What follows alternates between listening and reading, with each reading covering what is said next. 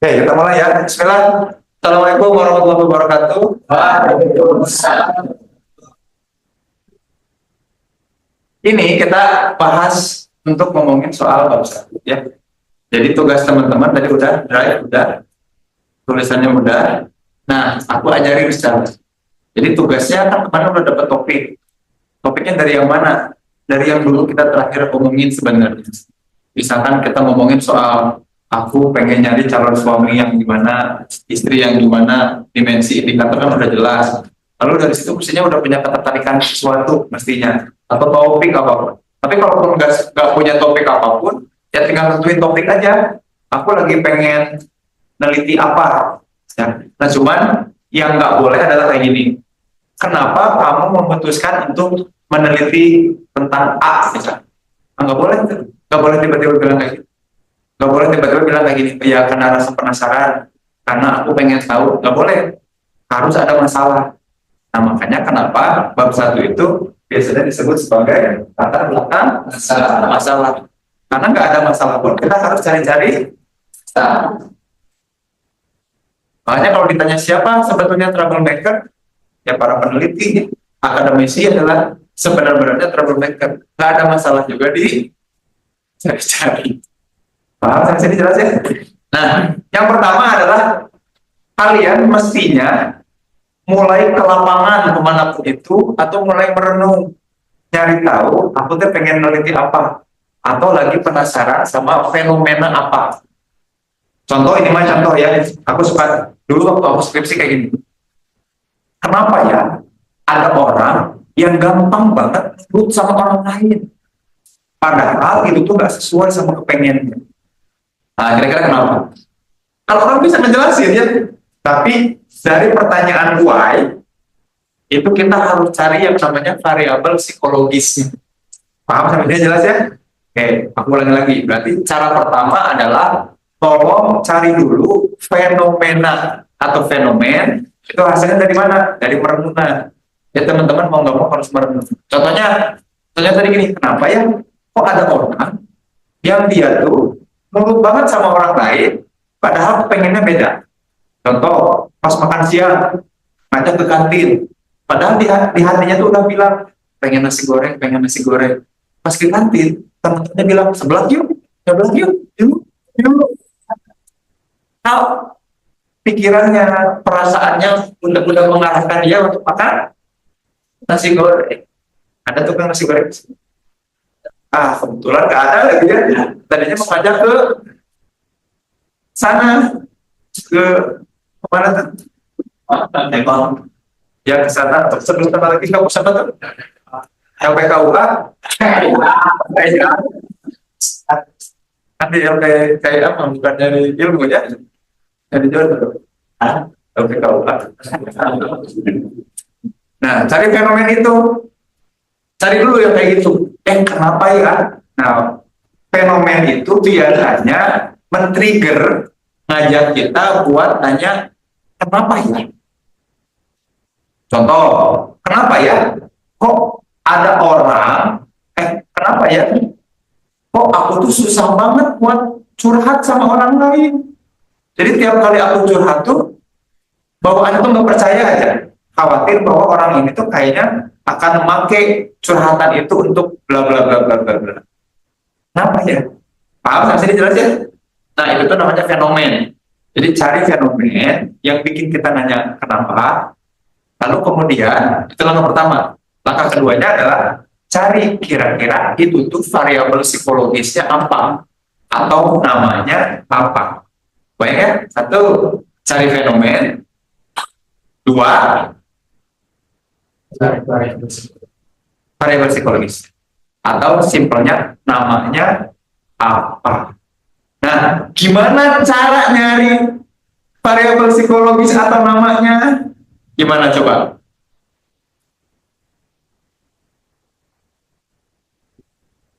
Lihat penelitian yang mudah, Mbak Guru botak, Mbak Google, ya, jadi jereng nanti masa. Gimana?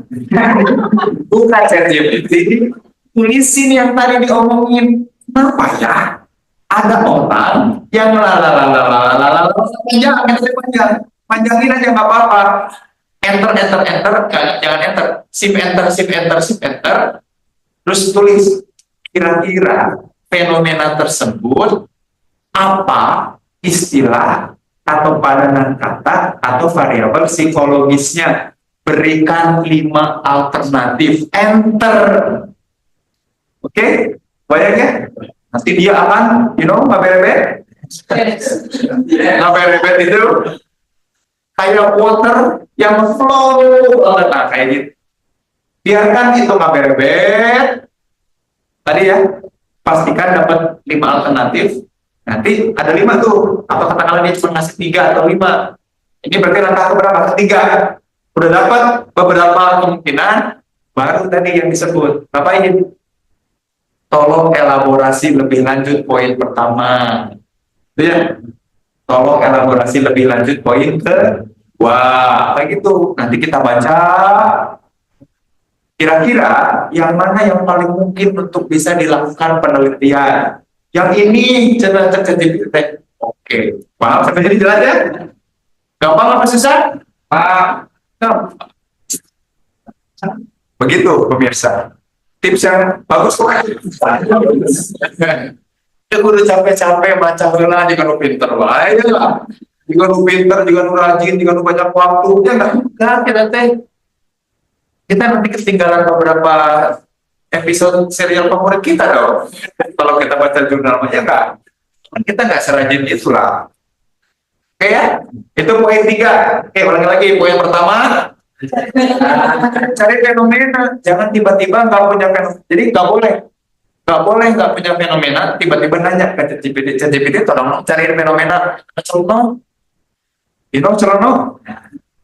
kita harus mikir dulu, harus paham dulu. Kenapa coba itu penting buat aku dan buat kalian? Kenapa coba? Tadi balik lagi poin pertamanya apa? Aku pengen ngajak teman-teman supaya dalam penulisan ini kalian ketemu sama siapa? Maka biarkan diri sendiri dapetin realitas yang ada, yang bikin aku memang ke-trigger untuk bertanya. Paham? Kalau kita bukan kita yang memulai dan bertanya di awal, itu nggak akan jadi trigger untuk mengenal diri kita. Makin nanti ngulik tulisannya, kita makin hafal karena kita ngulik sesuatu yang kita suka. Nanti kita tengah jalan kayak gini. Orang kenapa sih ngerjain dia, benar kan? Itu tuh sering banget di orang-orang yang bukan cuma skripsi, tesis, disertasi juga kayak gitu. Di tengah jalan kayak gini terus nyari sesuatu yang kamu gak minati dan sukai, dan enggak cari fenomena yang kalian tuh nanya kenapa, walaupun itu teh kan gimana kalau kita ternyata sangat personal gitu ya. Misalkan kenapa ya? Tiap kali aku ngobrol sama orang tiba-tiba ngejawab gitu kan. Makanya pertanyaan bodoh yang emang yang harus nulis memang orang bodoh. Ya udah tanyain aja kenapa ya. Tiap aku pengen dekat sama orang, aku tuh selalu terbata-bata. Dia ChatGPT jawab, mungkin Anda cocok jadi tukang bangunan. Yang dengan bata-bata itu.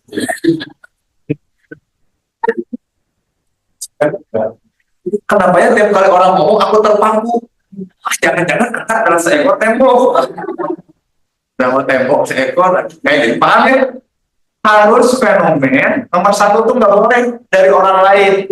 Jadi kalian juga nggak boleh sering nyontek. Kamu fenomenanya apa? Aku mah ini. Aku juga itu itu relate. Nggak bisa kayak gitu. Nggak tiba-tiba, iya aku relate. Kecuali mau pakai cara itu. Kira-kira kamu lagi pusing apa?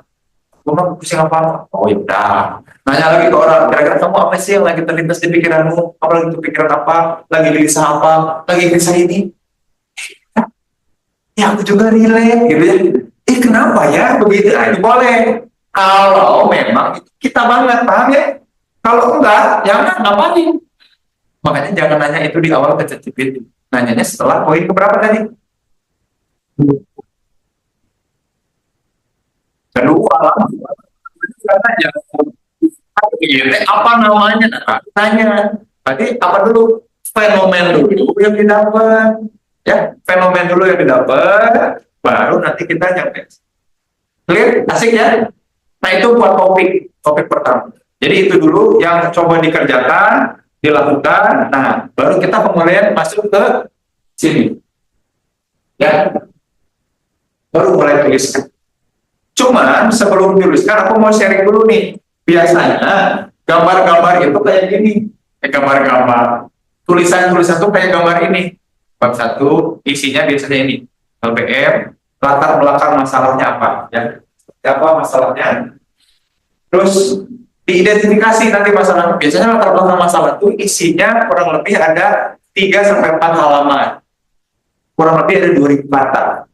Identifikasi masalah biasanya cuma 4-5 paragraf. Sedikit. Nah, makin ke sini tuh makin bawahnya ya. Kayak maksud dan tujuan, DFGH itu cuma paling 1 atau 2 paragraf aja, nggak banyak. Yang paling banyak itu di mana? Di latar belakang masalah. Nah, aku pengen nanti di tugas yang drive itu yang dibutuhkan bukan cuma udah ada fenomen dan lain-lain ya, dan nggak apa-apa mau sementara apapun juga share aja dulu. Kalau aku mah lebih suka berprogres tiap hari kalian ngerjain. Oke, Pak lagi bukan kalau di Google Docs kan bisa kelihatan ya kalian terakhir buka kapan, bisa ditelusuri tuh udah berapa kali buka dalam seminggu ya nggak, kan kalian jadi anonimus tapir kayak gitu ya kalau di Google Docs kan aku bisa tahu oh ini ya. Nah, cuman mau aku bahas satu-satu nih ya. Yang aku bakal fokuskan adalah yang ini dulu, LPM-nya. Jadi bab 1 ada satu bagian namanya latar belakang masalah. Nah, yang aku pengen tekankan itu di latar belakang masalahnya dulu. Oke. Kan nanti bagian bab 3-nya gimana ya? Deskriptif, komparatif, korelasi, itu kan nanti karena pas udah masuk ke bagian bab 3 aku ajarin lagi. Bayangin, mata ya, itu kan kita masih ada setengah semester. Mungkin ketemu di kelas atau mungkin nanti aku kasih rekamannya gitu ya. Nah, ini dia. Kalau terbelakang kayak gini. Ini kan bobalnya bisa kalian baca ya. Tapi intinya kayak gini. Latar belakang itu biasanya ada 2 caranya. Induktif atau deduktif. Seringnya, nah kalau induktif mas seringnya dipakai buat siapa? Buat orang-orang yang nanti pakai metode kualitatif ini mas. Nah, aku jelasin dulu yang ini. Ya. Yang induktif itu yang kayak gimana, teman-teman? Nih. Tapi biasanya sebenarnya sama sih semua. Pertama, ini tuh apa sih maksudnya bintang-bintang ini? Ini tuh paragraf-paragrafnya. Kan orang tuh suka bingung ya. Biasanya, bab 1, latar belakang, aku harus nulis apa? Pendidikan adalah, kan gitu ya. Atau ada yang nulis kayak gini. Dulu pernah ada mahasiswa aku yang nulis kayak gitu. Aku ketawa sih, cuman kayaknya nggak pas buat jadi kutipan. Masa muda, masa yang berapi-api dalam huruf irama 2001. Aku kan bacanya sambil nyanyi ya. Masa muda, masa yang berapi-api irama. Masa aku kita nulisin lirik lagu, terus yang kutipan nggak boleh. Kutipan yang kalau lagu itu beda cara motifnya, bukan kayak gitu. Ya, baik sampai sini ya. Belum ada 1 bulan Bernadia 2024 kan kayak gitu, nggak boleh. Itu kutipan lagu beda lagi. Nah, ini aku ajak teman-teman buat tulis pakai cara ini. Jadi paragraf pertama itu mestinya isinya adalah apa? Konsep atau topik apa yang lagi diteliti. Kayak gitu. Contohnya gini. Sejak lama orang atau gini, kalimatnya kayak gini. Sejak lama manusia mudah sekali untuk berubah pikiran dan perasaannya karena tekanan kelompok. Hal itulah yang disebut sebagai konformitas. Bagus ya? Dalam kurung AS 1966. Bagus tuh, kalimat awalnya aja udah tunjukin, oh ini penelitian ngomong soal konformiti. Apa itu konformitas atau konformiti itu? Ketika orang berubah pikiran, perasaan, pendapatnya gara-gara ada tekanan kelompok atau ada tekanan orang lain gitu ya. Contohnya apa tadi? Ya, aku pengen nasi goreng berubah jadi makan sebelah. Udah nemu tuh, karena sebelumnya udah ngecel dulu sama ChatGPT. Pahami sampai sini ya? Itu ditulisin dulu. Lalu kemudian kembangkan kalimatnya. Pokoknya paragraf apa, mesti konsep apa, atau topik apa yang diteliti. Namanya clear? Jelas ya? Kan orang biasanya pusing ya. Aduh, masih nulis apa? Aku lihat skripsi orang aja. Aduh, baru kepikiran juga. Ini copy paste. Nah, itu kabar dulu. Nah, ini kayak gini aja. Tulisin aja konsep apa. Kalaupun susah mengkalimatkannya, gimana kalaupun susah? Kejar GPT. Chat. Atau bilang ke dia, boleh aku panggil kamu Beb? Iya, boleh kan gitu ya? Iya, boleh AA gitu ya.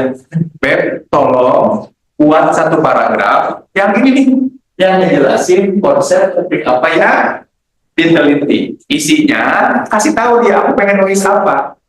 Enter. Nanti gimana? Kabarnya oke. Nah, ya? Ini kalau sampai pas aku upload dan teman-teman ngerjainnya masih nggak benar, Pak, kacau. Karena ini teknis banget ya. Kalau tulisannya masih nggak bagus, kacau, udah mau sampai ChatGPT, udah mau diajarin. Yang kedua, biasanya paragraf kedua sampai keempat itu ngasih tahu bukti adanya masalah di lokasi penelitian kita. Contohnya, banyak banget orang-orang yang tadinya ke mall, gak niat mau belanja, tapi karena melihat kebanyakan orang pada ngantri di satu tempat, ya nggak? Pada kemudian mengarah ke satu lorong tertentu, maka apa yang terjadi? Mau nggak mau jadi ikut beli. Gitu. Jadi teman-teman pas tahun 2014 atau 2015 ya, kalian mau berapa?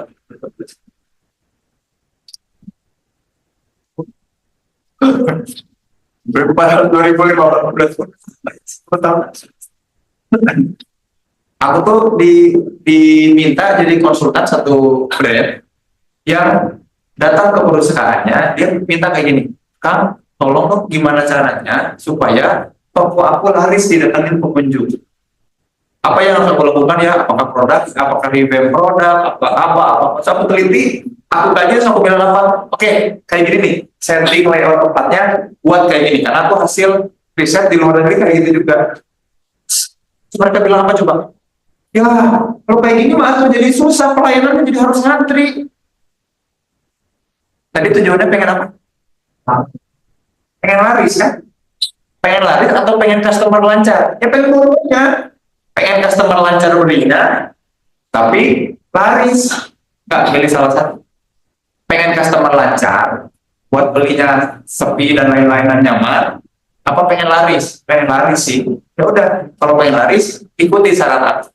Akhirnya datang ke sana, dan tokonya itu dibuat untuk antri.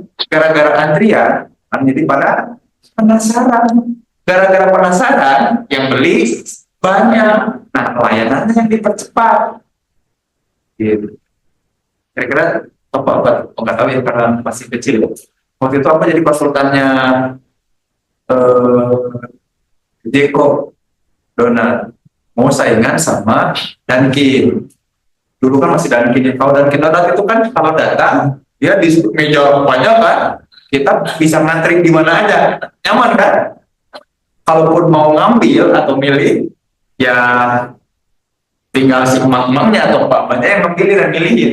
Bayangin sebenarnya, kalau Jeko enggak, dibuat antrian. Jadi dia, walaupun minta diambilin, tapi dia kemudian ngantri. Harus ngantri, geser, sengaja dibikin lama, supaya orang-orang penasaran. Ini orang-orang pada ngeliatin apa? Itu tuh fenomena konformin. Nah, bikin jelasin kayak gitu. Banyak perusahaan, kasih data statistik. Kebanyakan orang kemudian berubah karena melihat orang lain. Contohnya konformitas di dunia pernikahan. Orang-orang yang pada jomblo nyaman dengan kejombloannya harus segera menikah karena orang-orang udah pada menikah. Dia sendiri belum siap, tapi karena tekanan kelompok dia harus menikah. Teman-teman juga kan punya sahabatan ketiga aja. Bisa jadi di bertiga kemana-mana misalkan dia satu aja punya pacar, udah hilang tuh dari peredaran. Tiba-tiba jadi dua punya pacar. Nah yang sendirian tuh merasa, Aku kenapa nggak ada yang mau? Nah, kayak gitu. Padahal nggak harus. Itu efek apa namanya? Konformitas. Itu contoh bagaimana menuliskan adanya masalah di lapangan. Jelas sampai sini? Gampang kan ya? Gampang kalau dicontohin mah gampang ya. Pas ngerjain, pas nonton gimana? Ngeblank kan? Pas ngeblank nonton ngapain? ChatGPT. Tolong buatkan. Tapi sebisa mungkin coba tulis dulu. Minimal bukan buat tulis di draft ya, bukan. Minimal buat jadi perintah ke ChatGPT. Pokoknya mau gunakan ChatGPT, gunakan plug ketiplek asal kita yang merintahnya. Paham ya? Bukan tolong buatkan proposal skripsi. Nah, ChatGPT, tolong aku lagi ditugasi sama Bapak Doktor Muhammad Zain Permana, tugas ini, tugasnya kayak gini. Mestinya gitu, kasih kayak gitu, kasih pengantarnya, bukan tolong buatkan bab 1. Gitu. Ya. Jangan kita yang disetir sama AI, kita yang nyetir dia. Clear? Jelas ya? Jadi kalau buat aku mah gak apa-apa, boleh banget pakai itu. Malah kalau enggak tuh, kalian tinggal di Orde Baru di zaman Pak Sultan enggak. Bukti ada masalah, terus kalau nggak ada masalah, emang harusnya gimana? Terus apa dampaknya? Kenapa diteliti, diskusikan? Tapi ini balik lagi, ini mah kalau kualitatif biasa. Ya, tapi aku simpen nih, udah ada kan di apa namanya e-learning ya, bisa di-cek lagi. Nah, yang aku pengen kalian lakukan yang ini nih, yang deduktif. Yang ini teman-teman. Ini justru yang harus banyak dipakai sama kita ketika kemudian kita nulis tulisan penelitian yang sifatnya kuantitatif. Ya.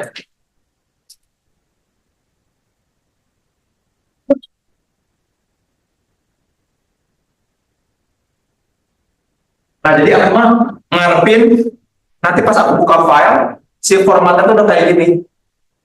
Bukan berarti ini terjadi subheading ya. Paham nggak subheading? Subchapter kan chapter pertamanya kan bab 1 pendahuluan, kan itu ya. Bab 1 pendahuluan A, latar belakang masalah, atau 1.1 latar belakang masalah. Nah, isi paragrafnya itu ini. Jadi ini tuh jangan ada laundry listing hasil penelitian, tulisin langsung aja bentuk tulisannya. Jelas ya? Oke, nah ini kita bahas satu. Aku pengen nanti si isinya kayak begini. Dan aku jamin pasti bagus. Sok ngadu lah sama angkatan sebelumnya, sok.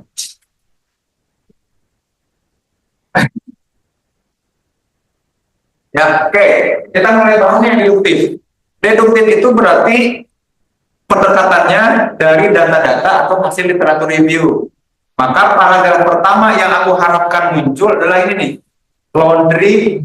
Laundry listing hasil penelitian dalam topik. Ya, apa? Laundry listing. Laundry listing itu istilah Amerika untuk nunjukin bahwa aku tuh punya list apa aja. Jadi isinya paragraf pertama itu biasanya nyeritain topiknya apa, tapi juga ngasih tahu tentang apa aja penelitian-penelitian yang udah diteliti kemudian di situ. Gitu ya. Jadi laundry listing itu ngasih list penelitian dalam topik yang kita lakukan. Ya. Contohnya kayak gimana? Pengen tahu contohnya kayak gimana? Kita cari jurnalnya tuh ya. Kita cari jurnal, dan biasanya jurnal itu pasti selalu asing laundry listing. Itu kayak apa ya? Nah, pasti itu pengen lihat padanya. Minum, kan minum aman Jun.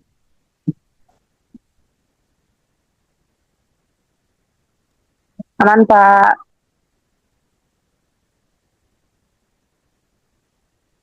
Nah, kalau kalian dari podcast biasanya.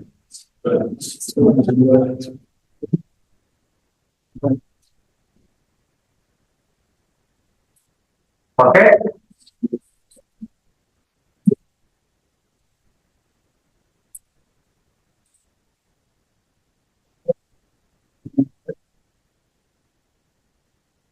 Sangka sangka narsis kan? Emang? Gak apa-apa.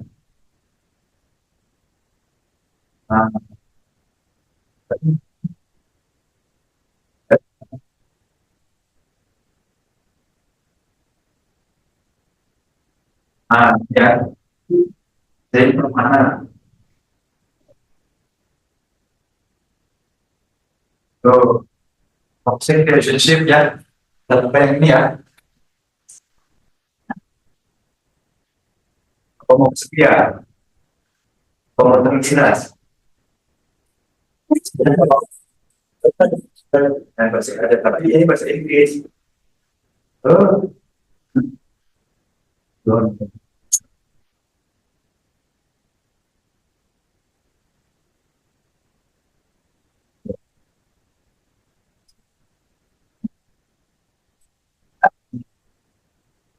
Gimana ya?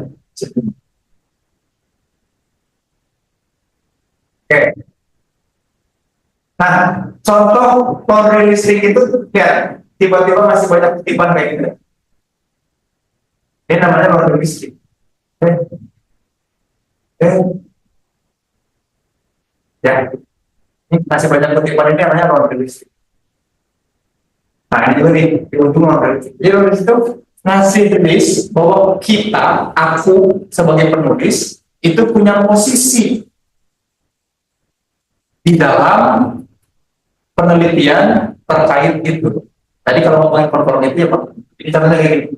Aneh bilang bahwa emerging adulthood itu waktu di mana anak muda mengeksplor pilihan terkait dengan cinta dan romans untuk mencari tahu tipe seperti apa orang yang ingin aku nikahi dan ingin dapetin relasi atau pengalaman relasi yang lebih settling, lebih settle, lebih menetap untuk jadi partner secara utuh. Nah, ada pun Ahmed Permana Astuti, Santika Permana. Siapa Permana? Nah, ini oh ya nih, kan kita nggak suka ngutip orang, orangnya nggak kenal ya, orangnya ada di hadapan, bukannya. Apa ya? Ini namanya laundry listing, teman. Ya, kayak gini. Nah, ini bahasa Inggris kita tutup aja. Kalau yang di lihat kayak oh, si tugasnya anu dapat. Berarti kita bayar ini aja kali ya. Nah, kepada kesetia. Oke, kita tutup ya. Bayar di juga. Oke, apa tuh? Enggak, biasanya enggak.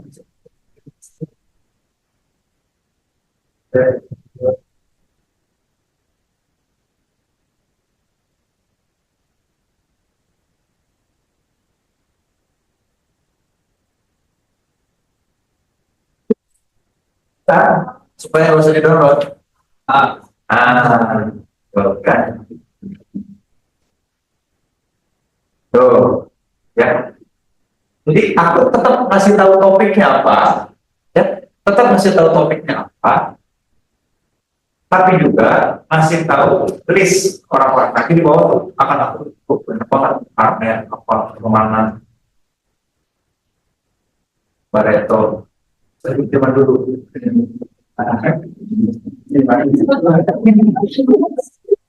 Hubungan sosial adalah bagian yang tak terpisahkan dari lingkungan individu dan merupakan sumber kehidupan yang cukup besar.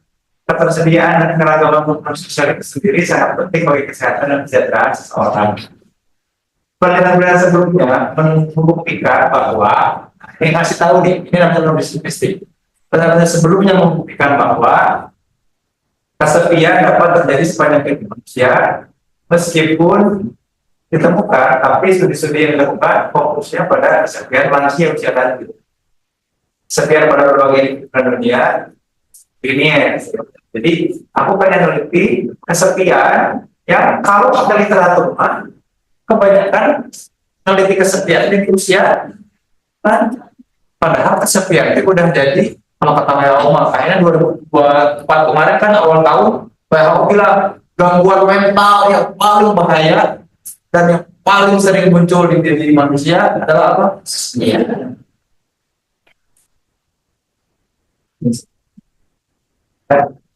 Hanya ini yang pengen dikaji. Ya, ini namanya keluarga mistik. Pahamnya tadi atau masih butuh contoh lain? Kita buka lagi ya. Kita buka jurnal yang bukan jurnal aku modelnya. Mau balik ya.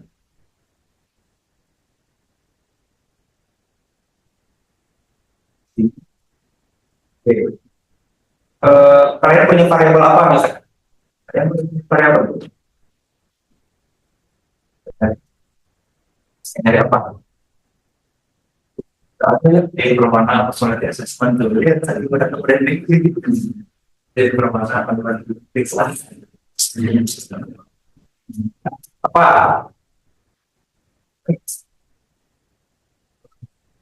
soal apa atau boleh saja sekalian ya lone di dinas rekor. Nah biasanya kalau udah ada sekarang lebih enak lagi. Kenapa ya udah ada alat ukurnya yang kan kita adaptasikan. Gak usah bikin-bikin, gak usah bikin BKD kok. Nanti pas bab 3 penjelasan. Makanya kalau udah ada alat ukur yang lebih konstruktif, udah gampang banget, sikat aja. Dan pas nanti dibahas di bab 3, tinggal bilang bahwa itu alat ukur baku.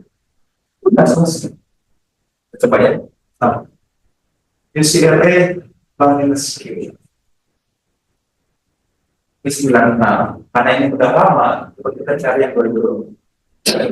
Ada ya? Oh, ini. Coba kita lihat cara ini dengan fungsi yang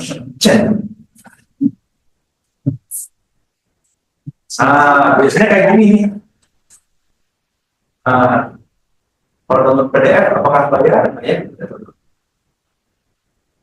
Bismillah. Mana ada satu? Oh, mana? Ini ya. Sebenarnya gimana cara? Oh, makanya kita hilangin, ini kita hilangin.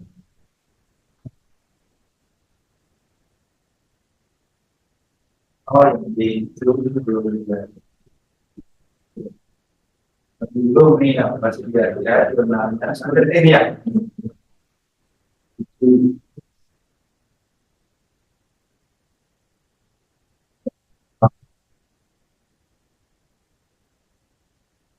Ya, ini alat ukur artikel. Kalian suka baca ini nggak? Saya, oh ya.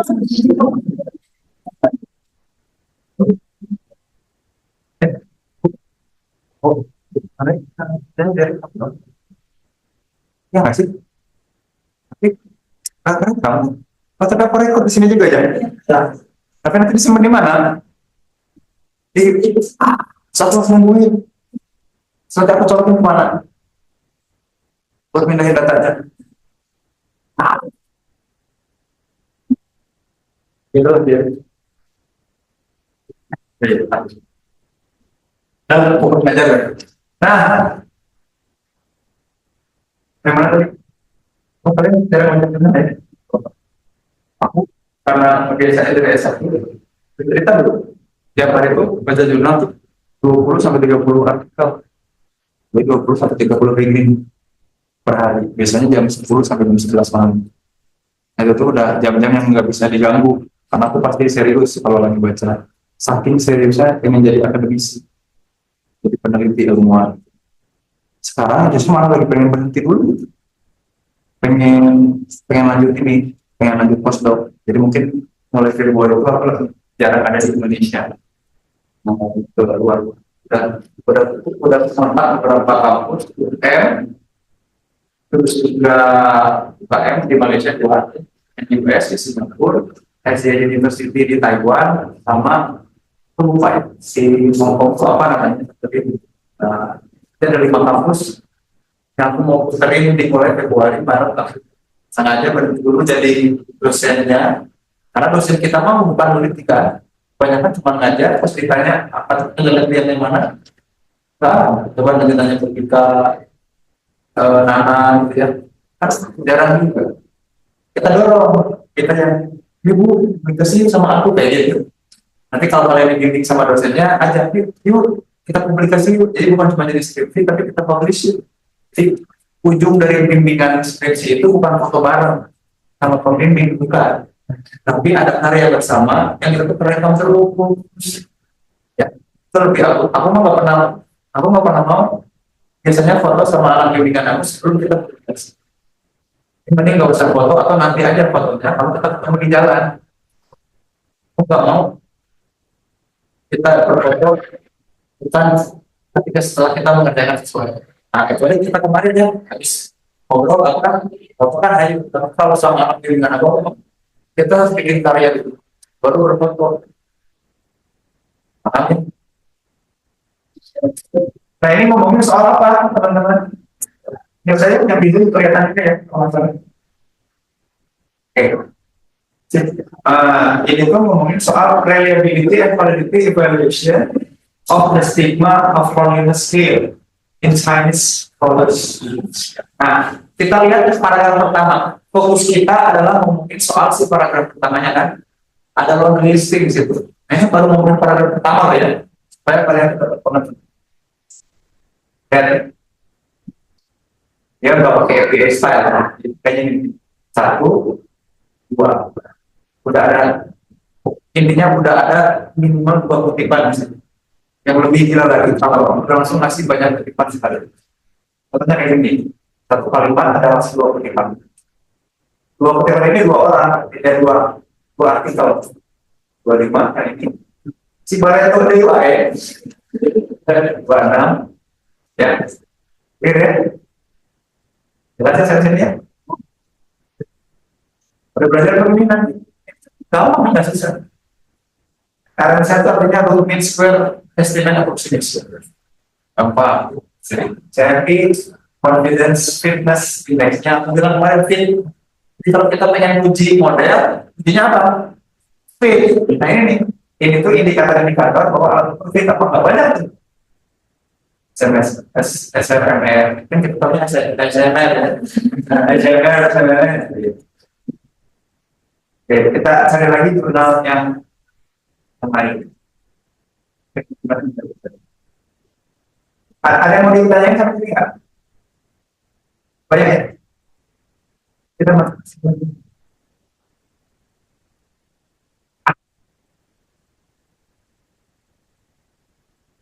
Kalau hadir harus datang ya, boleh nggak dari rumah? Boleh. Dosennya kadang-kadang ya boleh. Pak, saya boleh. Oke, nih, guys. Yang kedua adalah menceritakan eksemplar dari variabel Y biasanya. Kan nanti ada 2 variabel ya, X dan Y. Nah, yang ditulis itu biasanya namanya eksemplar. Eksemplar itu apa? Jurnal pertama atau artikel pertama, artikel jurnal pertama yang menceritakan tentang variabel itu. Kalau tadi aku bilangnya conformity, aku harus nyari siapa orang pertama yang nyebutin conformity di jurnalnya. Ya, aku harus nyari berarti mbaknya siapa. Itu banyak nanya siapa Wikipedia. Atau ya nggak apa-apa ya jadi pikir lagi. Siapa orang pertama yang mempopulerkan istilah conformity? Solomon Asch tahun 1965 dengan eksperimen namanya line perception experiment. Masukin berarti nanti di paragraf tadi. Pahamnya jelas ya. Jadi nanti di sini tuh membangun kredibilitas teman-teman terkait dengan latar belakangnya. Jadi awal-awal bagian ini itu 2 ini terutama mau nunjukin bahwa kalian itu lagi duduk di posisi yang pas. Gitu. Bayangin Jadi aku tahu daerah ini, aku tahu itu tuh gang itu namanya, itu jalan itu namanya. Kalau kita kesini kan ke situ kan, aku tahu daerah ini. Nah di daerah ini tuh ada masalah, kayak gitu tuh. Jadi di awal aku mau ngejelasin, mau ngasih tahu bahwa aku tahu posisinya tentang topik ini, aku tahu tokoh-tokoh yang ngomongin di sini, aku tahu premannya siapa aja. Nah baru nanti ngomong masalah. Terus nunjukin tren riset terkait dengan Y. Selama ini konformitas itu begini, begini, begini, begini, begini, begini. Padahal gini, gini, gini, gini, gini, gini. Nanti aku tunjukin satu artikel yang isinya kayak gini semuanya. Aku jelasin dulu sekarang. Terus tunjukin risetnya, apa dianya, kenapa diteliti, diskusikan hasil dalam video, simpulkan kalimatnya baru judul. Jadi judul pertama di awal. Ya. Jadi kalau kalian bikin judul dulu baru ngerjain, maksudnya apa? Yang tadi merenung dulu, datang ke Indomaret, bukti kursinya, nanti merenung, dan fenomena apa, baru ChatGPT. Oke, clear ya? Nah, kasih contoh lagi, oke? Kasih contohnya berarti sekarang kita lihat ini kan kalau tadi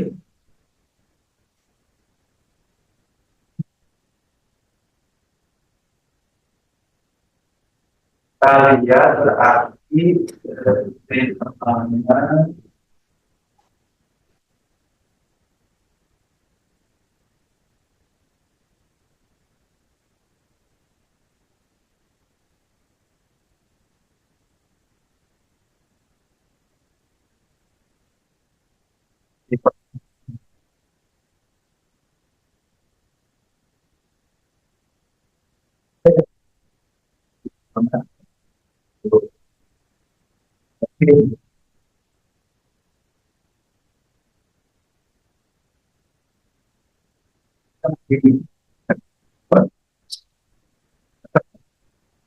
itu kalau mau bimbing kita harus publish supaya orang kan tahu ya supaya itu masih video kan kalau orang mau neliti video kita pasti ke referensinya ke sini ya kan rupanya etnologi orang-orang juga jadi bangga kan menurut Permana dan Ermawati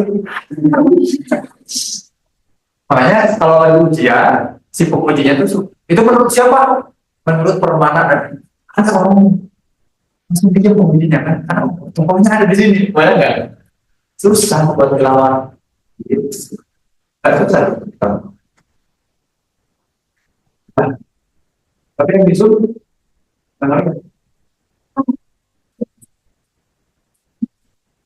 ini nih kan Z Permana tuh kalau bahasa Inggris jadi keren ya exploring the reason for online loan decision making and emerging adult artinya mau pinjol pinjol. Nah, oke, itu lihat. Kemajuan teknologi dan perkembangan dalam bidang finansial telah mengubah cara masyarakat memperoleh layanan keuangan. Teknologi di sektor keuangan yang umumnya dikenal dengan fintech saat ini jadi fokus masyarakat, terutama dalam bentuk pinjaman online. Ini langsung jadi langsung ngasih laundry ada list di mana aku tuh menunjukin posisi apa dulu. Topik penelitian tersebut ada tokoh-tokoh yang kemudian menunjukkan bahwa aku bagian dari penelitian yang namanya awalnya pembayaran memerlukan pertemuan langsung dan membawa sejumlah uang tunai tapi sekarang transaksi pembayaran dapat dilakukan secara jarak jauh dalam waktu yang sangat efisien. Nah, disitu kan aku menunjukkan tren-trennya dalam penelitian. Secara umum transaksi pinjol merupakan kehadiran pinjol menciptakan polemik karena kurangnya pemahaman masyarakat tentang keuangan, terutama generasi milenial. Nah, teman-teman, cara nulis dan di dalam tulisan, kalau dia outside text seperti ini tuh namanya outside text. Kenapa? Karena dia di luar teksnya. Nah, dia dikurung kan? Kalau dalam kurung itu pasti di luar teks, namanya outside text. Kalau ada dalam paragraf, itu namanya within text. Kalau within text, kita kutip, dan itu nggak boleh pakai simbol, tapi pakai DAN. Makanya kalau misalkan, menurut Wahyuni dan Tursino, Nah, dan itu pakai DA-nya dan. Habis itu dalam kurun 2019. Banyak ya? Yang kayak gitu-gitu jangan sampai. Kehadiran pinjol, kesetaraan polemik, bla bla bla udah yang menjadi salah satu kelompok paling terpengaruh paling berkembang dari ini tunjukin tren penelitian sebelumnya. Kalau banyak, nah ini tren tunjukin tren penelitian sebelumnya. Kalau banyak penelitian mengkaji pinjol, terutama karena terjadinya peningkatan utang dan tekanan keuangan di kalangan masyarakat. Topik yang paling banyak diteliti adalah perlindungan hukum. Siapa aja, Agung, Abbas, Firdaus, Firmansyah, kita harus rilistik juga. Nunjukin bahwa aku baca, aku nyari, banyak simpen di sini. Ini gimana caranya sudah bisa kayak gini? Gimana caranya? Apakah rajin baca? Nah, cek. Lalu kita cek lagi, kita pinter, benar enggak? Bayar. Tren penelitian ini menunjukkan banyak sekali kasus yang berkenaan kemampuan seseorang untuk membayar, serta banyaknya masyarakat yang terjerat tanpa sadar oleh pinjol. Fitri, Rafael, Wahyudi. Perspektif hukum terkait pinjol ini memang paling banyak menyita perhatian karena maraknya pinjaman online ilegal. Tuh ya, menunjukkan banget bahwa aku baca dan ada di warisan tentang penelitian terkait dengan pinjol. Selain nasional ini, pas aku juga banyak membahas pinjol. Nah, di sini baru aku ngomongin tentang research gap. Tadi research gapnya di mana?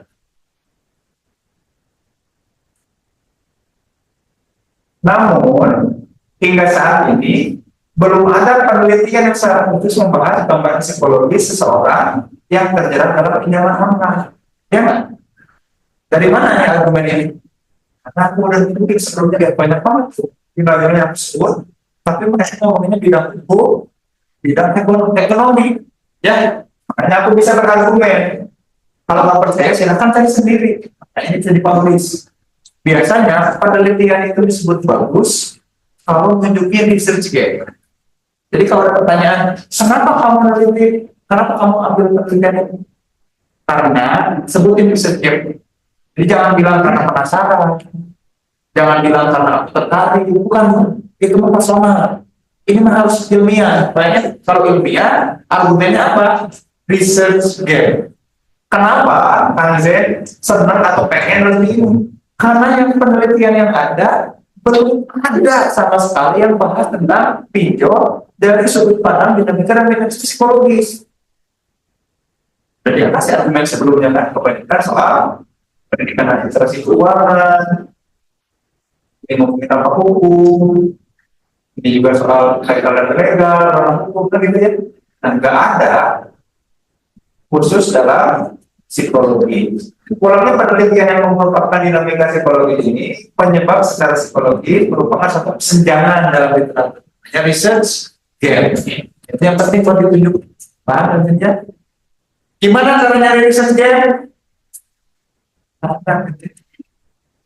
Kira-kira apa kesenjangan penelitian MPR?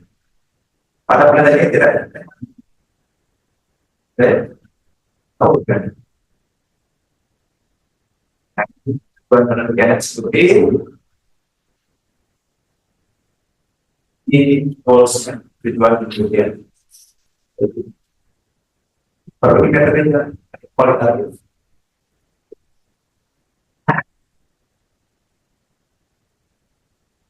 Jelas ya? Banyak? Gampang kan? Tidak. Gampang soalnya kalau udah nanya pakai chat.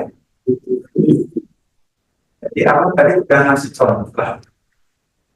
Oh, begitu. Udah ngasih contoh. Paling ya. Sudah ya. Sudah. Apa itu udah masuk juga. Jadi diskusi sekitar berikutnya udah juga. Jadi ketika bikin simpulkan kalimatnya bagaimana mekanisme dan dinamika orang-orang yang terkena pinjaman online. Bagaimana mekanisme yang terjadi sehingga orang berubah pikiran perasaannya karena tekanan kelompok yang permintaan. Bagaimana dinamika psikologis Atau seperti apa korelasi, apa hubungannya, apa pengaruh sehingga kehadiran orang lain membuat orang sulit untuk disclose yang terbata-bata. Self disclosure variable. Nah itu yang sudah dituliskan. Di mana dituliskan di mana? Hah? Tuliskan di mana? Di Google dong. Dan di Drive yang aku baca. Ya, ya.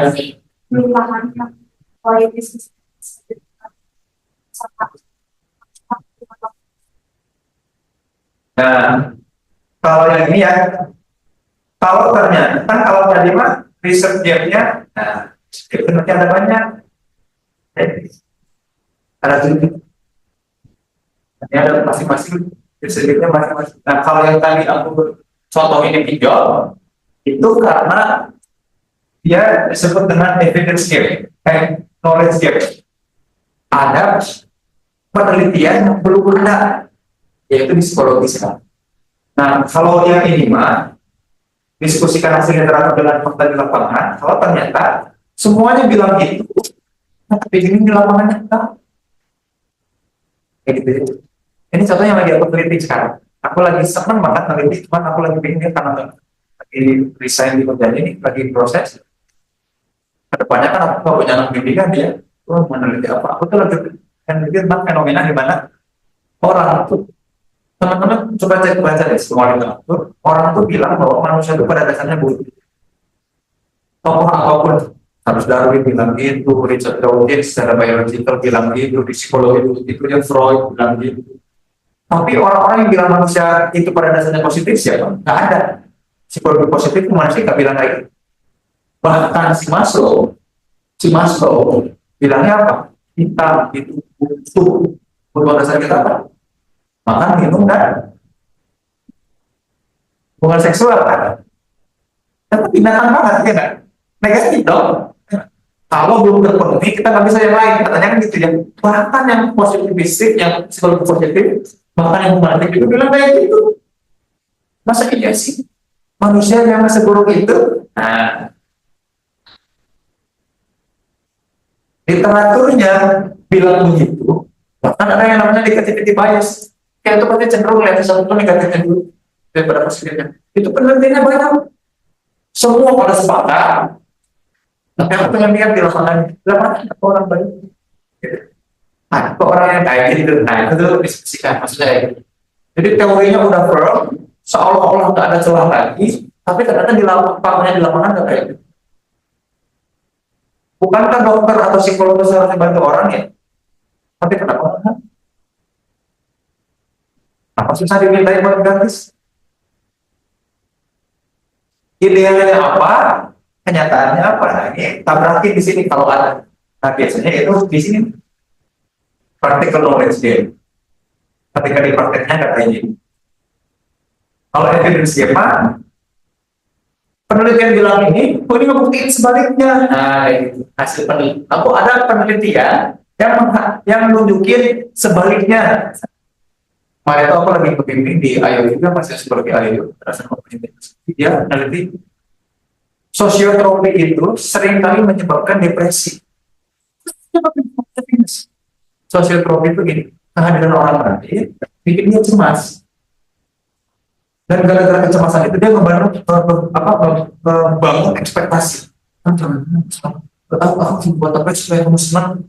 Dia jadi cemas dan depresi sih. Ningkatin anxiety dan ningkatin depresi. Tapi ada jurnal yang mungkin sebaliknya. Orang sosiotrop, orang yang takut, orang bahagia.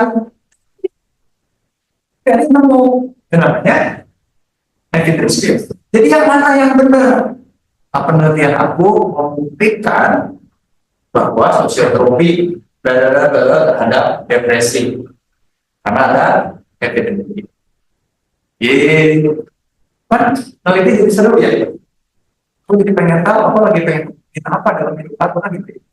Teman-teman lagi pengen buktiin apa dalam hidup. Jangan teman-teman anak pertama, anak sebelum yang sana jadi tulang pinggul keluar kan gitu ya. Mau kuliah, tapi nggak ada dana, ada dia kan, bekerja, tapi masih ada adik-adik, tapi apa? Seberapa berat sih beban orang-orang anak pertama? Coba cek teorinya lagi. Lalu teman-teman anak kedua dan ketiga bersaudara yang ada yang bilang second child syndrome, anak-anak mentalnya sendiri, kita ini anak-anak mentalnya sendiri. Makanya akhirnya bilang anak setan, anak kedua, saking nyempiknya. Makanya kalau baik dia pasti baik banget dibanding kakak adiknya, tapi kalau sebaliknya jelek, jelek banget. Nah, jangan aku kayak gitu, tuh kayak kayak kakak tadi, jadi tidak kita, makanya jadi nggak ada ketemu siapa-siapa, jadi arti dan dihina terus sama society masyarakat. Dan ada hal lain kalau yang buktikan secara personal, tapi bisa dijawab, kan membantu orang, make sense the word. Gitu. Itu aja pertemuan kita kali ini. Sampai jumpa di depan. Sampai jumpa ya, lagi hidup ya. Pamit dulu. Assalamualaikum warahmatullahi wabarakatuh.